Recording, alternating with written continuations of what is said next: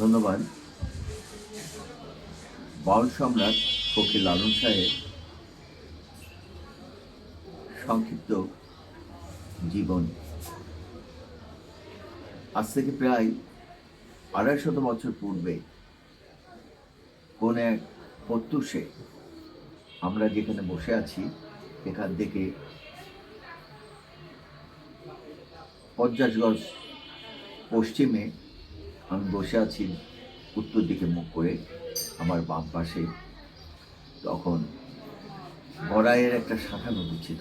গড়াই পদ্মার প্রধান শাখা নদী, আর পদ্মার উৎপত্তি তো মুর্শিদাবাদ থেকে ব্রহ্মপুত্র এসে বাংলাদেশে পদ্মা। যাই হোক, তো সেই পদ্মা নদীর শাখা নদী কালীগঙ্গা নদীর তীরে কোনো এক প্রত্যুষে ২৫০ বছর প্রায় আগে কিশোর লালন গুটি বসন্ত রোগে আক্রান্ত হয়ে অবস্থায় মুমূর্ষ ঘাটে ভিড়ে আছে একটা নৌকা। নৌকাটা পরিত্যক্ত, শুধু লালন ছাড়া আর কেউ ছিল না। তো এই অঞ্চলেরই একজন ভাবুক প্রকৃতির মানুষ, নিঃসন্তান, মৌলানা মলম শাহ, দেখেই তাড়াতাড়ি করে নিকটস্থ তার বাড়ি থেকে তার স্ত্রীকে ডেকে নিয়ে এসে ফকির লালনকে উদ্ধার করে তার বাসায় নিয়ে যায় এবং সেবা শুশ্রূষা করে লালনকে সুস্থ করে। সেই সময় মেডিকেল সায়েন্স খুব দুর্বল ছিল। গুটি বসন্ত, কলেরা, প্লেগ, বিভিন্ন ধরনের রোগে গ্রামের পর গ্রাম উজাড় হয়ে যেত। সম্ভবত গুটি বসন্ত আক্রান্ত লালনকে নৌকায় ফেলে তার ঘাটে আত্মীয়রা হয়তো অন্যতম কোথাও চলে গেছিলেন। যা হোক, ফকির লালন ধীরে ধীরে বড় হতে থাকে এবং তার ভিতর কিছু আধ্যাত্মিক ক্রিয়াকলাপ লক্ষ্য করেন মলম শাহ দম্পতি। এক সময় আস্তে আস্তে লালনের অনুসারী বৃন্দরা সংখ্যায় বৃদ্ধি পায়।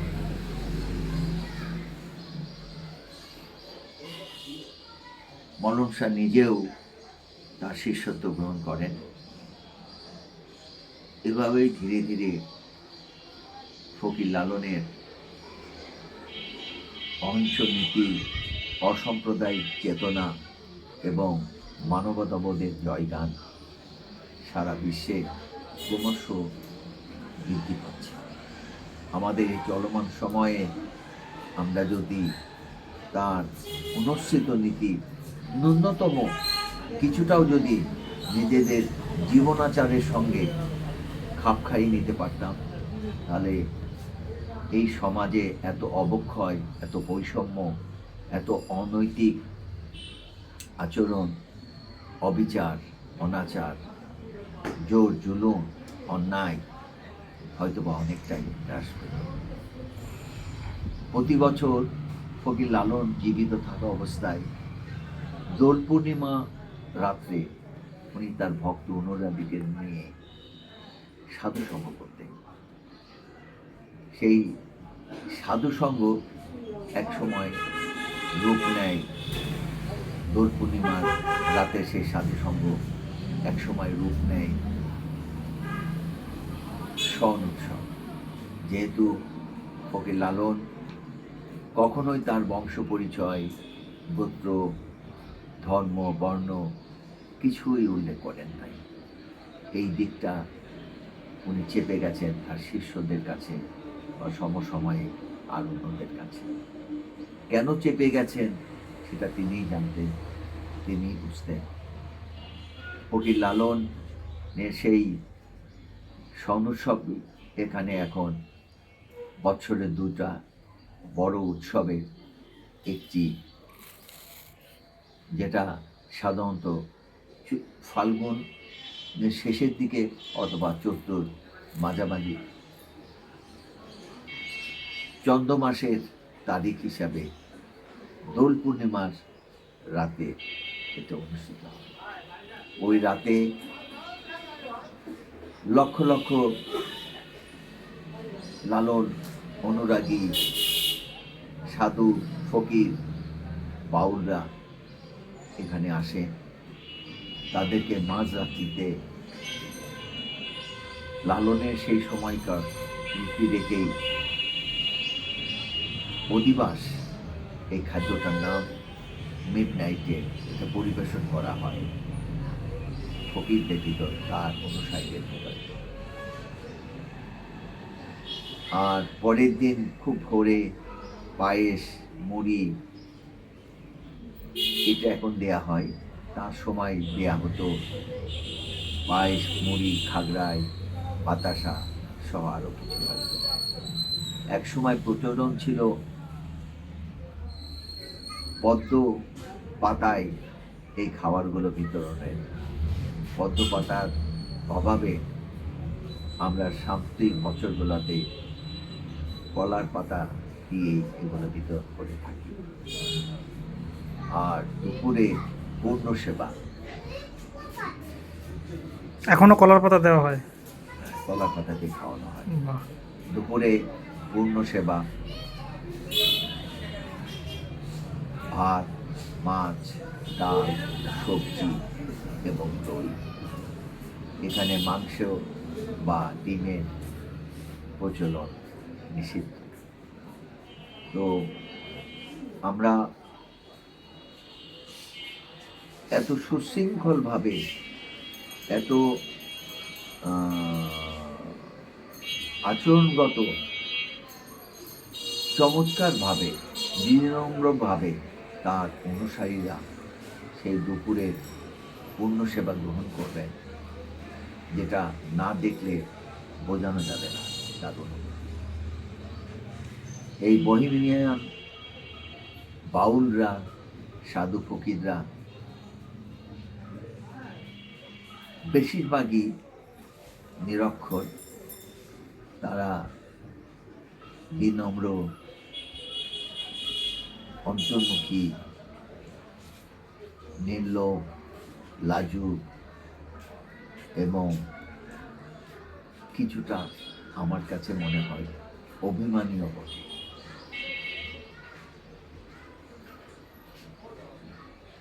এই মানুষগুলো, নিরক্ষর মানুষগুলোর কাছে যদি কোনোভাবে তাদের সঙ্গে ভাব বিনিময় করা যায়, তারা যদি পছন্দ করে বসে আপনাকে, তাহলে আপনি বুঝবেন তাদের মুখ থেকে অনুসৃত বাণীগুলো কত উচ্চ পর্যায়ের, উচ্চ মার্গের দর্শন।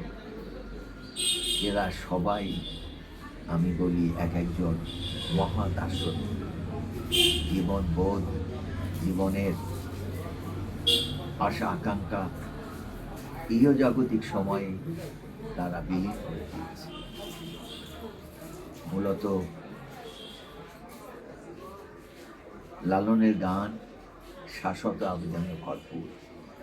তার গানের মূল সুর জীবন বন্দনা, জীবাত্মার পরমাত্মার যে অপার রহস্য ফকির লালনের গানে ফুটে উঠেছে, অন্য কোনো বাউল ফকিরের গানে আমরা এটা লক্ষ্য করি না।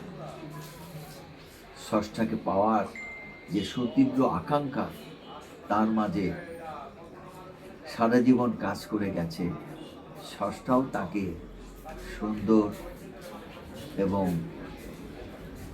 প্রেমের মূর্তি হয়ে নব নব কল্পনা অনুভূতির রাজ্যে তাকে হাসি নিয়ে গেছে। তিনি ছিলেন শাশ্বত ও চিরসুন্দর। আর এই সুন্দরের প্রেমেই ফকির লালন হয়েছেন শান্ত, স্নিগ্ধ ও কমনীয়। এভাবেই ফকির লালন হয়ে গেছে লালন। তার আরেকটি উৎসব আমরা করি, পালন করি, উৎসব নয়, এটা ভাবগম্ভীর পরিবেশেই তার মৃত্যুবার্ষিকী, যেটা আমরা বলি তিরোধান দিবস। কার্তিক মাসের 1 তারিখে উনি সারা রাত জেগে তার ভক্ত অনুরাগীদের নিয়ে গান করতে করতে শেষের গানটা শুরুর আগে বললেন যে আমি চললাম রে, এবং ওই গান চলা অবস্থায় শেষের দিকে উনি নিষ্প্রাণ হয়ে যান। আচ্ছা।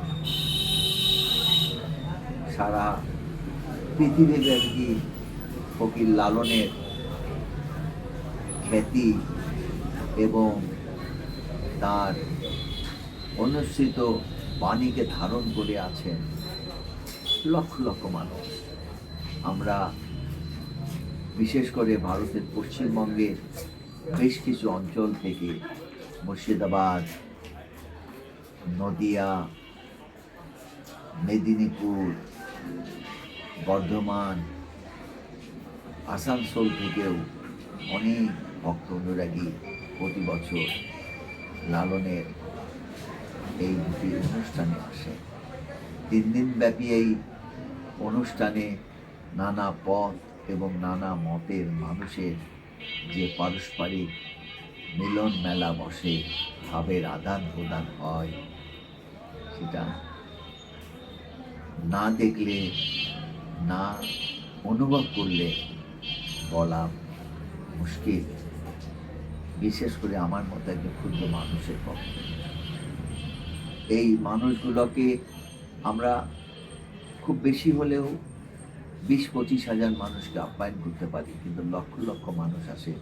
তারা লালনের এই ক্যাম্পাসের বাইরে প্রায় 1.5-2 কিলোমিটার এলাকা জুড়ে ছোট ছোট খণ্ড খণ্ড তাঁবু টাঙিয়ে তারা নিজেদের ভিতরেই ভাবের বিনিময় করেন।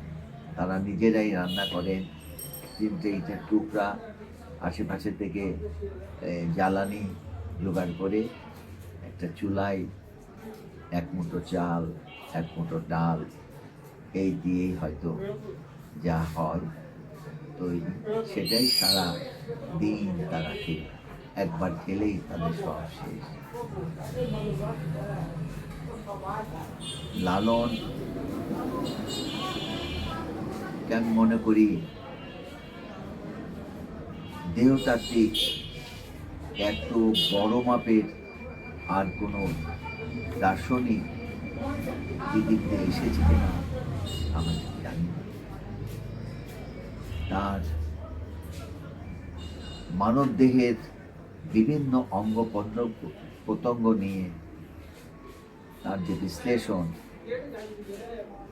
তার যা অনুধাবন, সেগুলা এখন অনেক বিদেশের অনেক ইউনিভার্সিটিতে পড়ানো হয়। লালনের কোনো কোনো গানের 1-2 চরণকেই অবলম্বন করে হাজার হাজার মানুষ গবেষণা কর্মে নিজেদেরকে নিয়োজিত রেখে ডক্টরেট ডিগ্রি অর্জন করেছে। কিন্তু যাদেরকে নিয়ে এত কিছু, সেই বাউল ফকির সাধুরা সমাজে অবহেলিত থেকে গেছে। ক্রমশ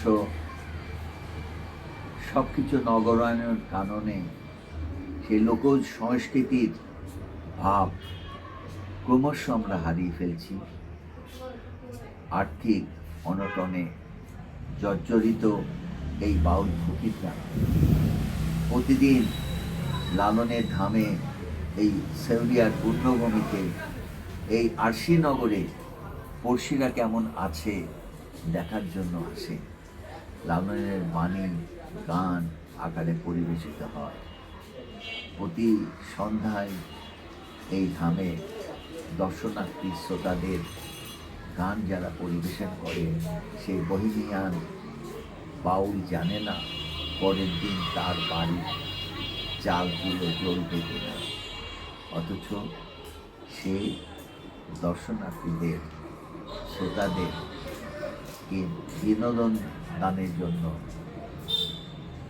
অহরহ প্রতি রাত্রি সে গান পরিবেশন করে। ফকির লালন সম্পর্কে আসলে আলোচনা করতে গেলে অনেক কিছু বলতে হয়।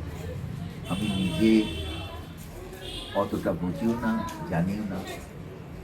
লালন একাডেমিতে প্রায় ৩৫ বছর আমি সম্পর্কিত। কয়েকবার আমি নির্বাচন করে বিজয়ী হয়ে এখানে এসেছি। এছাড়া একটা বিশেষ সময়ে সাধারণ সম্পাদকের দায়িত্ব পালন করেছি। কিন্তু লালনের প্রকৃত যে তার অনুসৃত নীতি, তার মানবতাবোধের যে মহত্ব, এটা আমরা ঠিক মতো গ্রহণ করতে পারি না। আমি তো কিছুই পারি না। কতটা কি বললাম কি ভুল বললাম আমি ঠিক জানি না। তবে আমার একান্তই মনের অনুভূতিগুলো প্রকাশ করলাম। ধন্যবাদ। ধন্যবাদ অসংখ্য আপনাকে সুন্দর করে গুছিয়ে বলার জন্য।